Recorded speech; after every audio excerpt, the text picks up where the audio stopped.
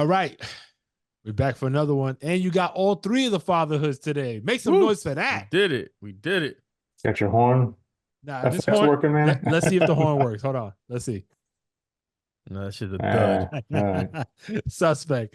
Yo, but we got a guest today, all the way live from the island of Puerto Rico.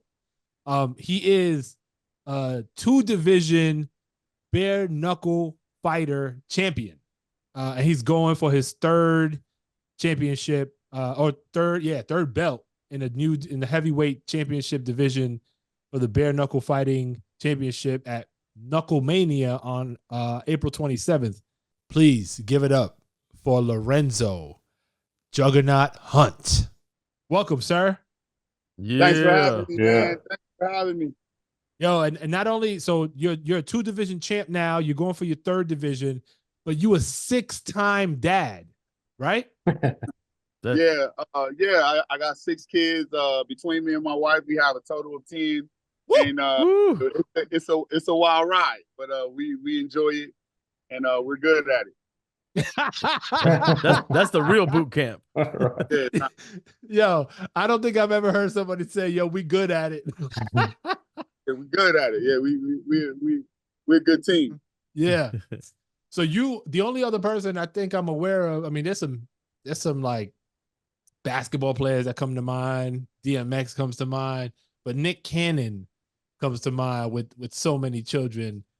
What was how did you end up with now a total of 10? Like, was that relatively a conscious decision, or just life led you in that direction? Nah, I wouldn't say it was a conscious decision.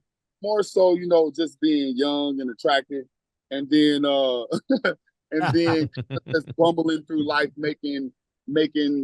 trying to make love work and trying to find your way. It doesn't always work out picture perfect, fairy tale-ish, But as we get older and we find our redeemable qualities, we can make it work. And the children don't care about it being perfect, picture perfect. They just want it. Yeah.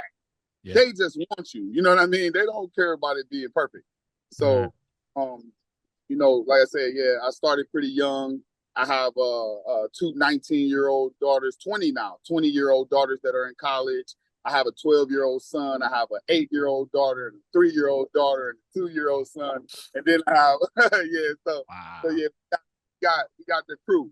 I also have a 16-year-old daughter, an 8-year-old daughter, and we got it rolling. And my son, Captain is 7. So, it's a wild ride. But like I said, we're good at it. My wife's super good at it. She loves being a mom. My kids are hyper intelligent and athlete. They're all athletes. They're all, they just got the best of both worlds. And then to see their dad constantly disciplined every day, pushing, and trying to do better and do great, they jump right in line. My 16-year-old daughter just made regionals for track and field. My 20-year-old daughter got full scholarship for volleyball. It's just we're all over the place. Wow. How many of the kids are in the house with you and your wife at this point, since some are older? Yeah, it's 5 of us right now. 5 kids. Yeah. 5 kids, and then me and her. Yeah, we make it. We do our thing. Damn. There's a pride that comes out of you when you were just talking about your kids. It makes me feel like you have a tight relationship with them. Is that a fact? Yeah. I'm their hero. I'm everything to them like my dad was to me. I learned everything about being a father from my dad. And my dad was like a robot, like a cybernetic organism with human flesh on top of a metal skeleton. He never got sick. He never complained. He never cried. He never nothing. He went to work every day, came home, kicked our ass if we didn't clean up, and he went back to work. And I watched him do that for years and years and years and years and years without ever complaining. And so I do the same thing. How hard is that? It's not hard. Ain't nothing else to do. Gotta make it happen. You know what I mean? Run around the streets, play with girls, go to the clubs, be stupid, get drunk, get high. Like, nah, ain't nothing else to do but be good to your kids. You sound like you work like a dog, and I don't mean that in a bad way, right? Like you mentioned, you're very disciplined. At the height of your bare knuckle fighting career, and I know you used to do MMA. I think you're not doing that anymore, but it seems like you're very focused. When I've seen a couple of your fights, there's like a switch flips, right? And you become like this alter ego type of person, but you could tell it's grounded in a lot of really hardcore discipline. You mentioned your father. It sounds like you derived a lot of that from him. How do you maintain that though? Yeah, like I said, I've never seen any other example but consistency of character. Anytime I see someone who doesn't have consistency of character, I shy away from them. I can't trust them. I don't like it. I like to be the same person every day. That's dependable, you know. And I teach that to my kids. They know what to expect when they walk into a room. It's not some different guy every day. You know what I mean? It's me, always the same. You know, they know what I'm gonna say. They know how I'm gonna react. And it's the same thing with my wife, and it was the same thing with my mom. My mom, she worked 18-hour shifts. She never complained. She bust her butt. You know what I mean? She was awesome. She went to college. She became an RN. She did her thing. My mother and father have been together 48 years. You know, it's just simple. Then when it comes to fighting, that's not a job to me. It's not work. I just swam across the damn ocean, but I wasn't working. It's beautiful here. That was fun. But I mean, mindset. Yeah. A damn crab crawled up my buddy's leg. We had to get it off of him. It was just fun, you know. I'm just having fun, and I take that jovial spirit into all things. When I go to the track with my daughter, I'm racing all the kids. It just so happened to make me better in shape and make me a better fighter. But it's not work. I go to the gym every day and I teach self-defense and boxing basics, and I teach the core disciplines. And every day I show up at 5 a.m. in the morning and I teach class, and I leave at 5 I do class again at 5 at night, and I leave at 9 every night. And it's not work. I have fun all day. So yeah, it's just like, it's fun for me. It's not work for me. It's a great attitude. I gotta say, man, that was a great attitude. Hey, I'm not gonna lie though. I am exhausted thinking of your routine, because it seems like you put so much into what you do for your career, and then on top of that, the fatherly duties you have, and you have a good amount of kids. You know, did you create that mental attitude? Because if you didn't have it, you would be exhausted just mentally alone. Never mind physical. Oh, sorry, did I lose you guys? No, we're still here. Yeah, but I heard your question. Honestly, like I said, it's all about consistency of character. And I've been through some things. I've been through some tragic things in my life that brought me to the point where I know better to complain. I know better than to complain about the trivial things that we go through in life, when you could be in such a worse, such a more horrible, such a destitute and desperate position. Right. And I wake up with this amazing attitude. God bless me with another day that I'm not in chains and in bondage, or I'm not sick or in the hospital, or I'm not, and I just roll with it. And anybody who's around me, they're gonna roll with it too. No room for negativity, none of that. So honestly, to answer your question, is more like, what would you rather be? People look at me and they say, "Oh, he's a hard worker." Nah. I'm just playing. I'm just having a good time. Right. And most importantly, I also figured out, and you can take this with a grain of salt, that God only gives you what you need. The more energy you use, the more energy you need, the more energy God gives you. You're not using a bunch of energy, you don't need none, so he ain't gonna give you none. So you're gonna be tired all the time. But if you bust your ass all day, when you go to sleep, when you wake up, your tank will be full. That's how he feeds us. That's how it is done. The more you need, the more you'll get. But if you don't need it, then you're gonna be tired all the time. Lorenzo, that's deep on a lot of levels because I get that. Yeah, because it's like, you know, we touch on it here and there on the podcast, but like it ties to like manifestation and trying to achieve certain goals and aspire to reach certain goals, right? And it's in a similar way. It's like if you're not mentally prepared or putting yourself in a position to obtain these things, ain't nobody gonna fill your coffers with the things you need to get there, right? And so it's really admirable to hear, and like you got that down as a mantra almost in how you conduct yourself.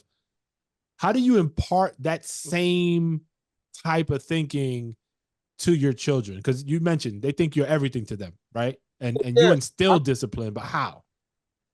Because honestly, like I watched my father do his thing, he never sat down and told me, this is how it's done, son. Children learn from observation. Yeah. Point blank. You can preach and preach and preach till you blue in the face, but that's not what registers. What registers is your consistency of character, how you do it, how you wake up every single morning before the alarm clock, how you're always there on time, how you make the schedule work. And they see that, and then they learn it's not impossible. That's it. That's my job. My job is just to wake up every day and do exactly what I'm supposed to do every day and show them that it can be done. And then they do it. My kids are honor roll students. I couldn't even talk to that. I wasn't an honor roll student. But they watch how I put my all into everything. And then they just put their all into everything. And they say, here's my report card, Dad. Or I PR today, a personal record every day. They're so happy when they do something great. They want to show me. You know, I got trophies every day. Like, look at my trophy. Put my trophy up. So it's become a perfect storm of high achievers. You put a high achiever in a room and other people are gonna just start high achieving too, you know. But if you settle for nothing and you give nothing, then they're gonna learn to be lazy. That's it. No, it's not to be taught. You show and tell. How do they feel about you knuckling up for a living? Man, they are.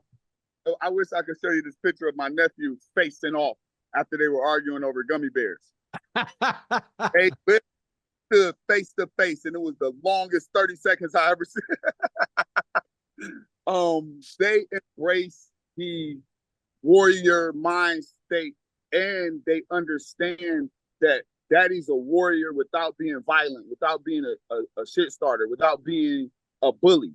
Yeah. They know what I use my power for. And then they, in turn, they want to be powerful too.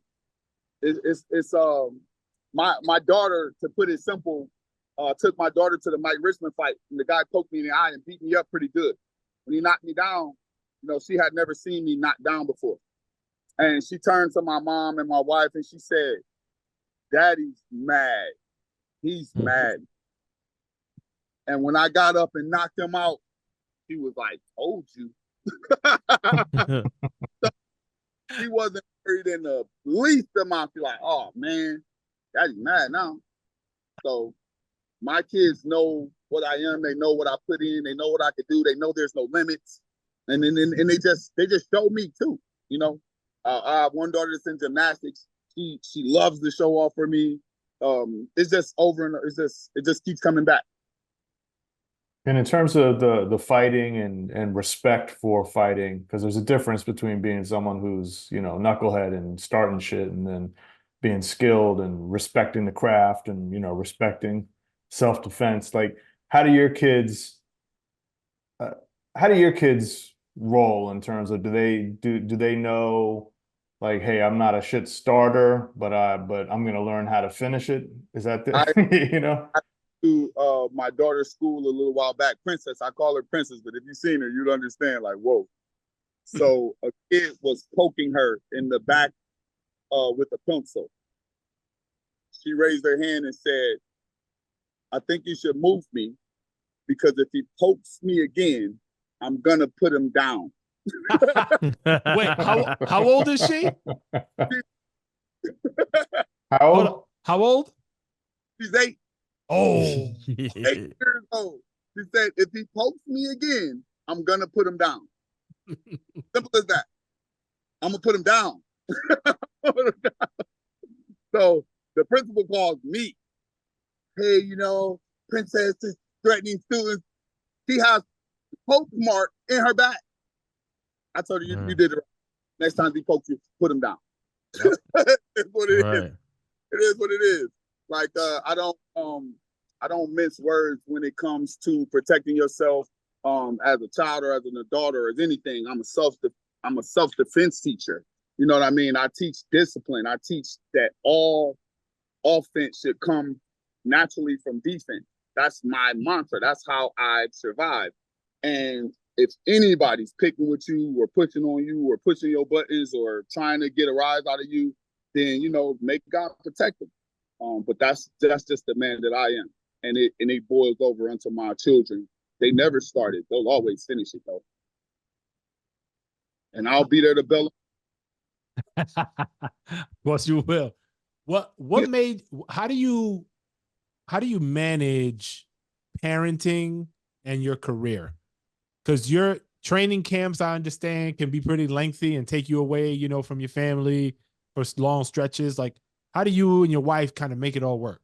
Balance it. Basic village, of course. We have help from my mother and father who is awesome. My father is still doing his thing. He's still coaching me time to time. If you guys ever, been on my live, you'll know that I have my kids running around the gym every night while we're teaching class. They're also working out and exercising. So all my children they're with me all the time while I do this. Now, when I go away to the fight camps, that's the serious time. And it's kind of rare, maybe twice a year that I actually go away for a 3-week stretch or a 4-week stretch. In those times, my wife picks up the slack and takes a little time off work and covers the bases at home. But for the most part, we're just an awesome team and we just make it work. Dope. That's important, that teamwork. Yeah. They all miss me, we FaceTime a lot. They know what I'm doing is important. They all got their outfits picked out and stuff. They're ready to fly to Los Angeles to see Daddy fight. And I got my own team. I got a tribe that they'll fight for me if the shit hit the fan. Yeah. How would you feel about some of your kids following in your footsteps and doing the same thing? Professional fighting. Does that worry you at all, or are you good with that? Not at all. I'd be more worried about the other kids. My children ain't new to this. They true to this. I've taught them what I know. It's become a part of them. And my father taught me, and it's protected me. It's protected me my whole life. I've had a shield because you couldn't just do anything you wanted to me. And people will abuse you if you are defenseless. I am not defenseless, nor are my children. And I'm not a hypocrite either. I won't do something that I won't let them do. It could be anything you want to be, anything. I will support you. And if my son or my daughter want to fight, hey, we going at it like Layla Ali and Muhammad. I'll be right there pushing them like my dad is with me. I love the idea because it's generational wealth. My father was my teacher. He was a karate guy. He taught me and that discipline gave me a skill set that gave me confidence and gave me an understanding of self. It helped me see my strengths and not my weaknesses. The world want to magnify your weaknesses, but I learned at a young age that I could magnify my strengths. And that helped me throughout my life.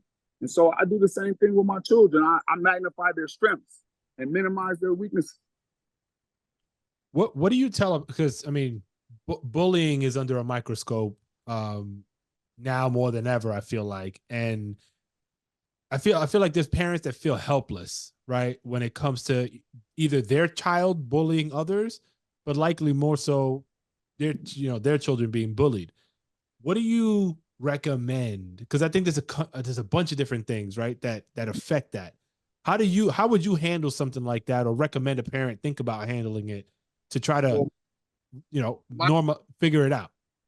my own personal outlook on that is, like you say, it starts at home. Most children that are bullied or bullying other children are being bullied at home. They're being overpowered at home. They're being taught violence from their parents. They're taught a different level of violence with every whooping. Every whooping makes more violence, and then you have to whoop them harder, and that makes more violence. I don't whoop my children. I discipline my children. I'm never angry at my children. I don't throw things at my children. I don't yell at my children. So they don't go into the world and throw things and yell and whoop. That's what's happening. You're looking at the children of impatient, undisciplined grown-ups. They're the bullies. And their children become bullies. My child will never be a bully because she knows her power. She knows I will put him down if he hurts me. That's important. That's very important. So at the end of the day, when they do call me to the office or they say what happened, or my daughter gives her story and he gives his, whatever, I know that I instilled the right things in them. You know, my offense is a form of extreme discipline that manifests itself as offense. You would never be hurt by me had you not reached your hand out to hurt me. Wow. And that impatient side too, bars, that comment is real, man. Like parents that are impatient, that are over, like, you know, over parenting in a sense. Yeah. I mean, the whooping, yeah, for sure. I could see the whooping part, but I think what would resonate with most parents is the part where he's saying where they're impatient and they're screaming on their kids because a lot of times they're impatient, and it's really they're not organized, they're not disciplined, the parents. Right. And then it translates into the children developing, whether it be anxiety, you know, and then that manifests into bullying potentially, you know, them bullying. That's exactly what it is. I'm all too familiar. You know, I work with inner city youth in Jacksonville, Florida. I have a gym called Juggernaut Life Fitness. I literally teach self-defense. I teach discipline. I know what scared looks like. I know how scared people react. I know that two scared people are more likely to fight than two disciplined people or two people who know how to fight. It's literally, once you know your power, you don't have to prove it. Right. You don't need the extra attention. You're not trying to convince anybody that you're not a punk. Once you know your power. And as all my children know their power. So at the end of the day, when they call me, I'm like, I know, okay, but I know that my baby didn't start. And that's what it comes to. Like, and you'll see it as soon as you pull up to the school, you'll have one loud mouth, crazy parent in a bonnet screaming at the teachers, acting exactly like her child was acting in school. It's simple. It's simple. It's generational wealth or generational curses. I have to ask you, because I saw, man, he had a Cuban flag in his trunks. It was a recent fight that I saw of yours. And yo, y'all was going at it, boy. My Cuban people was representing. Your people, EFN, your man got knocked the fuck out. Oh, damn. But that's a prime example of what we're talking about now. That was the pinnacle, one of the most important moments of my life where I had to display discipline, and it worked out in my favor. Hector Lombard punched me in the face twice on national TV, and I did nothing because I knew right at that point, I got him. Yeah. And made the fight, and I beat him up. I became the world champ. Then I became the double world champ. Now I'm fighting for the triple world champ. I'm going to be in Hall of Fame, all because he had no discipline, and I had it all. And just for context, what he's referring to, what Lorenzo's referring to, is pre-fight, like in a random public setting. He snuck in and gave him a couple jabs in the face and did not jump at him. But fight night, boy, that was a whole different ball game. Yeah, I was on it. And yeah, Hector was a big name in the sport, and he did do a lot of work to get where he got, but he was a bully the whole time, and he got used to those bully tactics working. And with me, like I said, I'm very, very self-restrained and disciplined. So when he hit me, all the options flagged. If I blow through this ring like a gorilla, I have that option. I would literally be throwing my friends out of the ring in order to get to him. The boxing commission, David Feldman, the chief of staff, all the people who were in between us were good guys. Yeah, they don't deserve that. Just to retaliate. Or I take my licking, I tell them why I'm here, and then I let the public decide. Was that a coward thing to do? As a champion, to take off and hit me while I'm challenging you for the next fight, to just sneak me and run? And they did. They said that was a coward thing to do. And then they made the fight, and now the rest is history. So yeah, that was discipline on display right there. You know what I find confusing sometimes, just personally, and I would imagine some other folks might feel this as well. I feel like in some cases there's like a fine line between expressing discipline and questioning whether or not you're being a coward. You know what I mean? Yeah. How do you like? I think you've gotten to a point in your life where it sounds like you know the difference, but like in a moment like that, you could easily flip it on yourself and be like, "Damn, I punked out."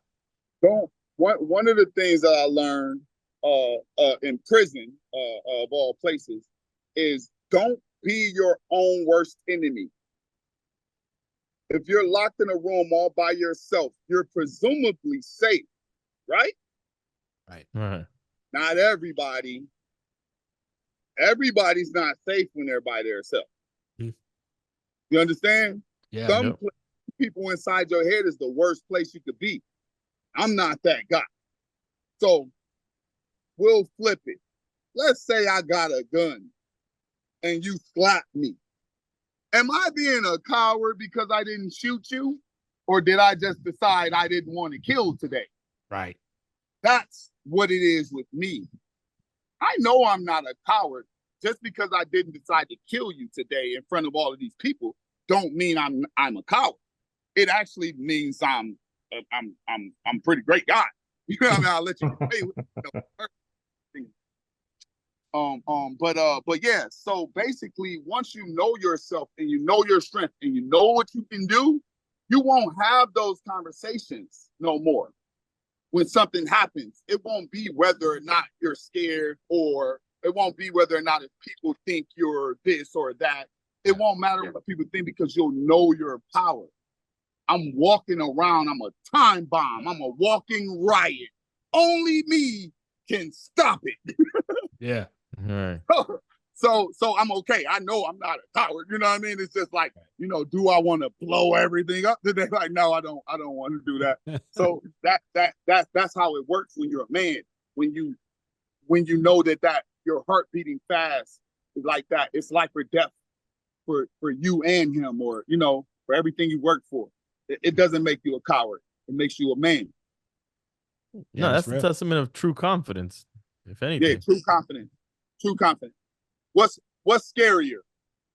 You slap a guy and he goes crazy and slap you back, or you slap a guy, he does nothing, and he looks at you like you're a child. Yeah, that's what's scarier. Yo, what just came to my mind is like back in the day, like Hulk Hogan, they going at him, somebody smacks him and he just freezes. And he just gives him that stare. That's what it took me to. That's true though. Yeah, it's real out here, man. We're finishing up fight camp right now. The fight music going out here. Okay. Yeah. Get it. Yo, I got one last question. Look at him dancing side like him. Go ahead, I can hear you. Pulling off. Yo, you like I gotta say, like watching MMA, watching bare knuckle fighting, I just try to put myself in that situation, right? Like a street fight, you could get dropped so easily. And y'all got the strongest chins, I feel like, on the planet. That's just repetition? Like, how do you develop not getting knocked the fuck out from all these like big dudes? So, for me personally, now you can ask a few different guys that they'll all tell you something different. But I'm gonna give you my understanding of what's happening, right? So this is how I teach my students. I say, you're glass and I'm glass, and I'm not gonna lie about it, because we're not supposed to touch. No different than when you drop an apple or a peach. It's bruised, it's destroyed, it's messed up, right? Same thing with the body. You can toughen it up all you want to, but it's not designed to take that type of damage. So for me, I move. I don't want to get hit. The thing is, sometimes I may get hit, but I was moving, so it's not as bad as it looks. I consciously don't ever want to be hit. That makes me good. That makes me able to laugh. I'm 41. I can't take a lot of punch. I'm light skinned. I got a wife and want to go on a date after. I'm not letting guys beat up on me. You understand? I'm in full self-defense mode. So every time a guy reaches for me, every time a guy try to touch me, I visualize myself as glass. He's trying to break me, and I'm breakable. But he's risking his own self. He's glass too. So the more he tries to break me, the closer he comes, and then gotcha. Glass. We're both glass. But since I'm backing away and since I'm being careful, I have the better shot of breaking you. But I'm not one of those guys that will ever teach you to take a punch. There's no way to learn to take a punch. Can you see this tree right here? Look. I can punch the tree. It can take a punch. You are not a tree. You understand? You're not a tree. So when I hit you, that probably, that's it. That's it. Yeah, that's it. So you should probably be careful. Try to be timid. If there's nothing wrong with being timid or cautious, it's a power in that. There's a strength in that. People forgot. There's feminine energy and masculine energy. There's give and go. There's push and pull. You have to be able to use both. I'm very good at using both. Well, thank you for sharing a little bit about your journey so far in fatherhood. We wish you the best on the 27th. Yeah, man. I will be catching that for sure. Before we ride out of here, though, one piece of advice. If you could give one piece of advice to a dad out there, what would it be from your travels as a 10-time father? Man, throughout my journey as a father, I haven't always gotten it right. And there's been mixed emotions about my parenting. And, the emotions of the mothers don't always line up with the feelings of the child. But you have to take yourself out of that. You have to take yourself out of the emotional realm of it and not make it about the mother. It's just about the child. It's just about your child. You guys are connected, and you have to figure out some way to feed that connection, just like the roots of the tree feed the fruit on the tree. You just have to feed that connection. You don't have to continue to feed her. You don't have to continue to cater to her, but you have to feed that child some way, somehow. It can be the simplest things. They'll always remember. They will always remember the efforts you made to be a part of their life. You have to show up, man.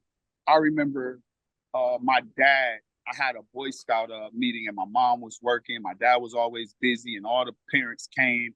And I had won like an Eagle Scout thing and I didn't think nobody was going to show up.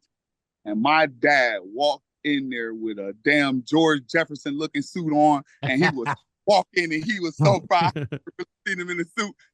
I could have just fell out. I must have been maybe 14. I could have just, wow. I never forgot that. It's the simplest things. It don't take all the money in the world. It don't take none of the things you think that your child, that you equate with success. It just takes you. Just show up. Go for a walk. Talk to him while school. Call. Shoot a text. An emoji. Anything. Don't let your shame keep you from your child. Don't let your status, your worldly status, or keep you from reaching out to your child. Reach out to him some way, somehow. Love that. That was great. Yo, Lorenzo, man, keep doing your thing, man. It's great to meet you and understand you a little bit, because you look at what you do on the screen and you assume a bunch of things. You think you a pit bull, but I trick him a little bit. Yeah, no, but you are very thoughtful and grounded person. It feels like, and that's, we need more fathers like that in the world. So I'm glad we had this opportunity. Yeah, thank you. I appreciate you for having me, man. All right, brother. You take care, man. And let's do this again, man. Let's do this again. Maybe post fight, we'll talk again. Yeah. You'll see me at the Triple Crown.